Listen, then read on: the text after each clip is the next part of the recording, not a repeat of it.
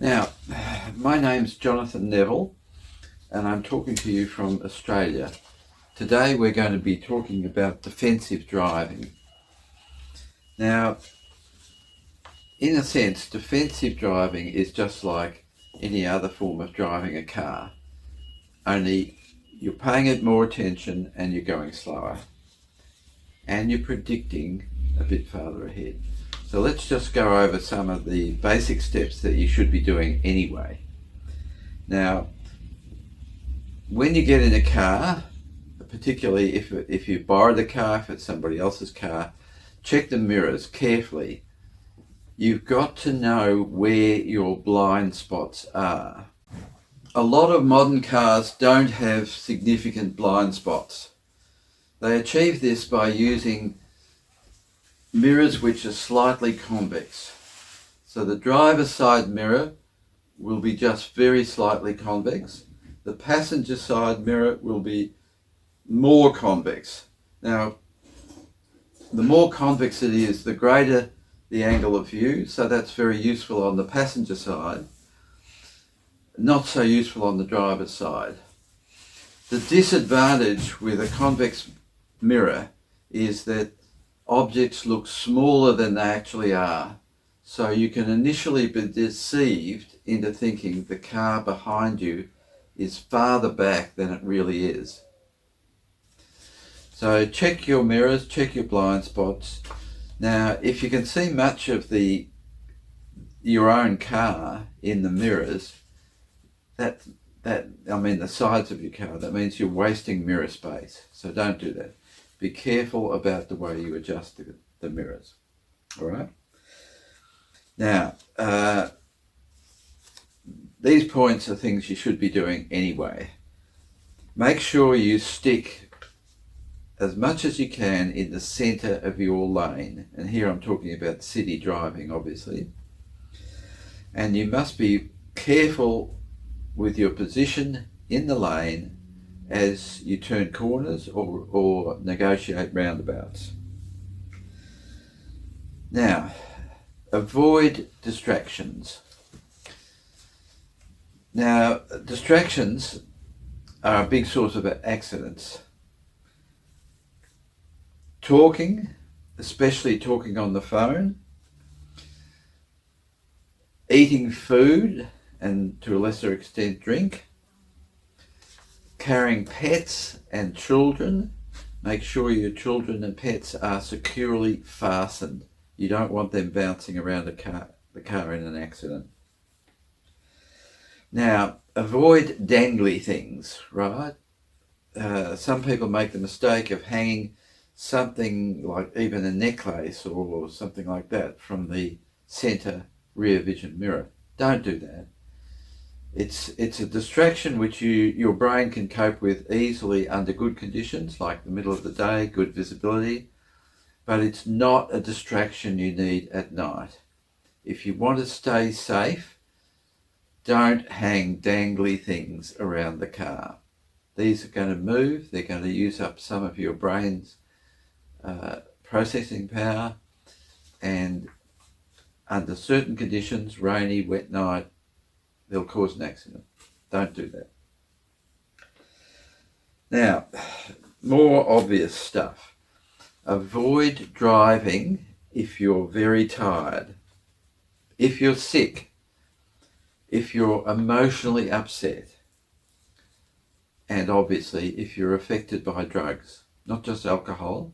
A lot of medications, other drugs, can impair your cognitive and visual activity, prowess, if you like.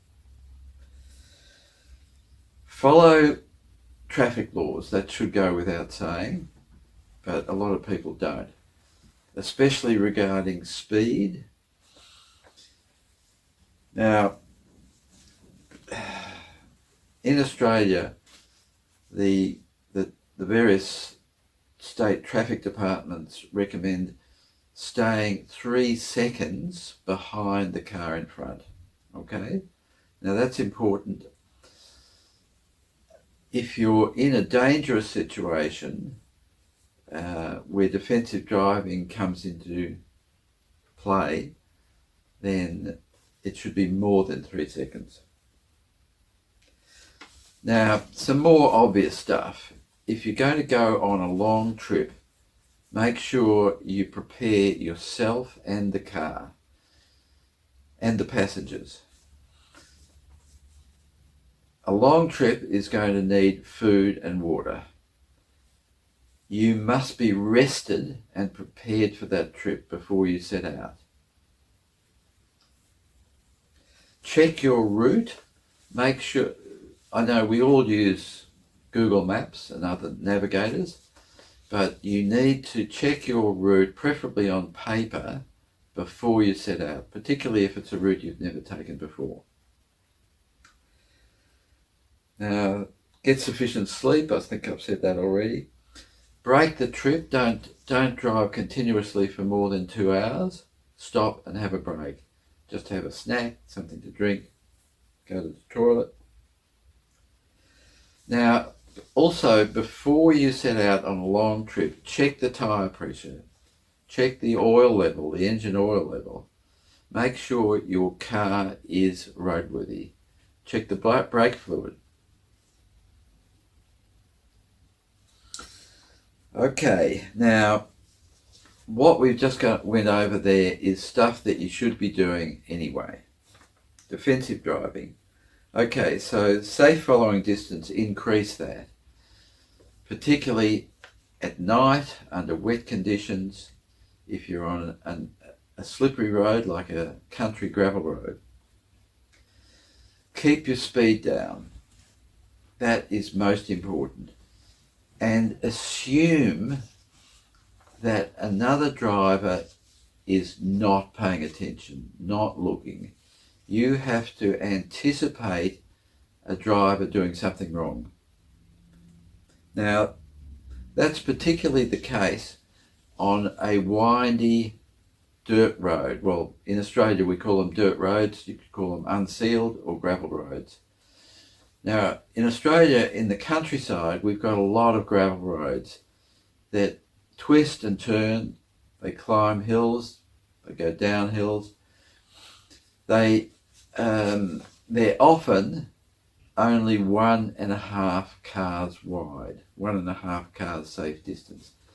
That means if you've got an oncoming car, you've really got to pull over and either slow right down or actually stop to let that car go past. That's most important. Now, the other thing is predicting. Like I said before, predicting something's going to go wrong. Let's supposing you're on a windy dirt road, particularly in the evening, visibility's not so great, and you haven't seen any other cars on this road for, let's say, an hour. Well, don't assume that one is not around the next corner. In fact, that's what you have to assume. In your mind's eye, you must assume that there is a car coming towards you, maybe too fast, around the next corner. You can't see it yet because the corners are so tight. Make that assumption and be prepared to deal with it. Now, we're on a country road. This is a typical example of a blind corner. It's very sharp. The road goes round the left and we can't see what's coming. Now, the road is also narrow. It's only just wide enough for 2 cars. Now, what that means is that you have to anticipate in your mind's eye that there will be a car coming round that corner. Now, don't be lulled into the sense that, oh, I haven't seen a car for the last hour, so there's no traffic here. Don't be lulled to think that there isn't that one car once an hour that's coming towards you. Maybe they're not paying attention. Here's another tight corner coming up. You've got to imagine that there is a car coming round that corner. Maybe they're not concentrating. Maybe they're partly on our side of the road. You have to be prepared. Here we are coming up to another really tight blind corner. So keep your car well over to the left and be prepared to stop quickly if there is a car coming. Here's another narrow road. We're curving off to the left.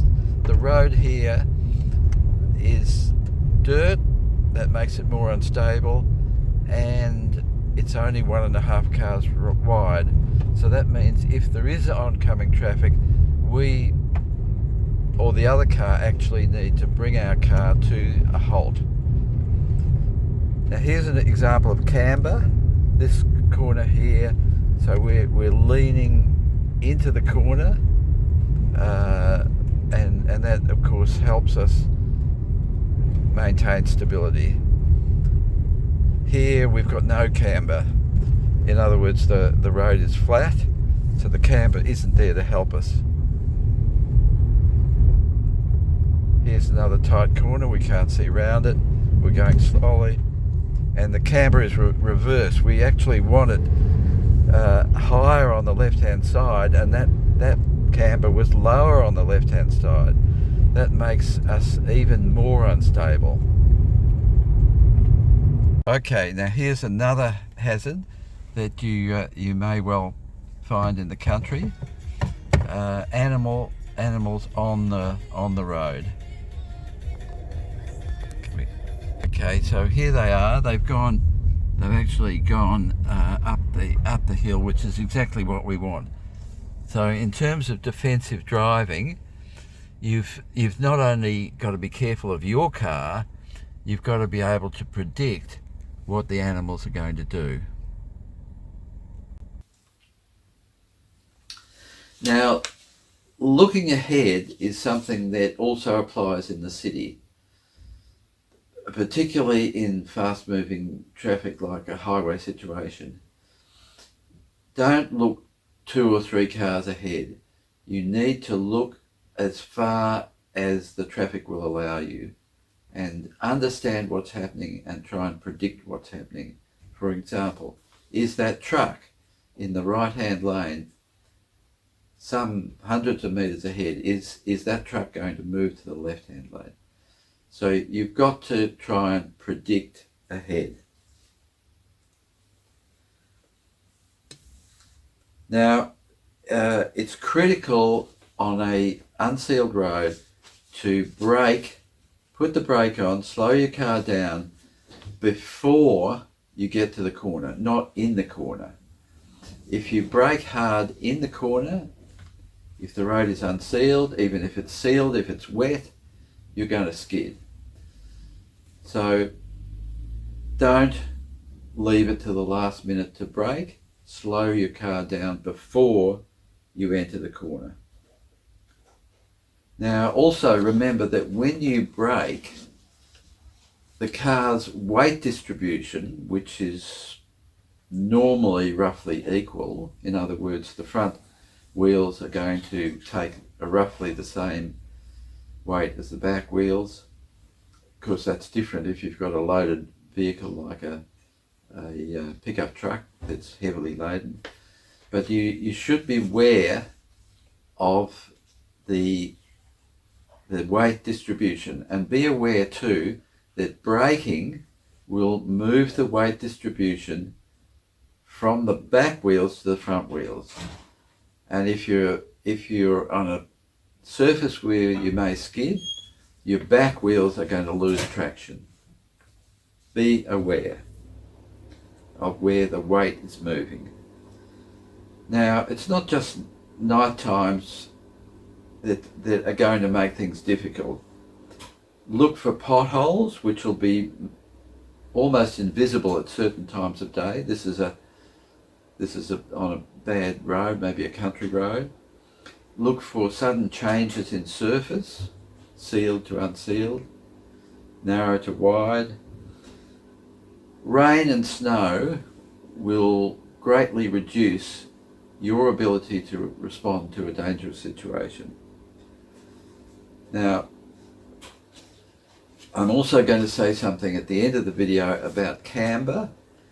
So if you've got a positive camber, camber is the degree to which the road is tilting to the left or right, different from horizontal, right? So if you're going to turn your car to the left, you want a camber which is going to take some of the inertial forces of that turn. So you want that road to camber up on the right hand side if you're turning left. So that's called positive camber. Not all roads will have that. Some roads will have negative camber. Usually the road engineer has been forced into that by drainage problems or structural problems. So if you've got negative camber on a bad surface, you've got to slow right down. And we'll come back to that at the end of the video. Now, the other thing I want to mention is eggshell braking. Okay, now here's an egg. So if you're anticipating the possibility of having to brake, even coming up to a controlled intersection, you've got the green light with you, but you've noticed a car approaching from the other direction, and it looks as though that car is travelling unnecessarily fast. Don't assume that you're safe. You've got to put your foot on the brake pedal like it is an egg. And I'm not saying apply pressure. Just rest your foot on that brake pedal like it's an egg. All right? Eggshell braking. So in any situation where something might go wrong, remember, if you've got your foot already on the brake, that's going to save a fraction of a second, and that fraction of a second could save your life. Okay, I want to talk about camber. Now, camber is not slope. Slope of a road is the degree to which you're driving up or down. Camber is the sideways tilt of the road. Right, so let's just suppose that this is a hill, this is a cross section, and the hill continues down here, and you've got, this is the rear of the car, right? There are the two tyres. The car is going around the hill. We're going to imagine that this road is turning like that. So the road is twisting to the left. So this is that's zero camber.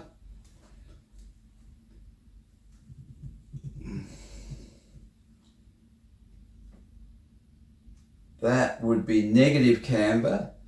And what's happening with negative camber, the car's already being pushed out towards the right by the centrifugal force of the mass of the car turning. So if you've got negative camber, you've got two forces trying to push your car off the road. You've got the centrifugal force of turning, and you've got the slope of the road, negative camber. Now, road engineers try to give you positive camber. All right, so here's a road with positive camber. But the engineers can't always do that. Sometimes they have a big problem with water, with drainage. Obviously, if you've got that slope, water coming down here will collect over here. That could cause a hazard in itself, depending on the way the road is formed and the way the rock around the road is formed. So this is what you have to remember. So, okay, positive camber is helping you turn the car. Negative camber is making it worse. It's combined with centrifugal force and gravity. It's helping the car off the road, which is exactly what you don't want. So camber is really important. Pay attention to the camber, particularly where you're on dirt country roads. And if you've got negative camber, it's dangerous, slow down.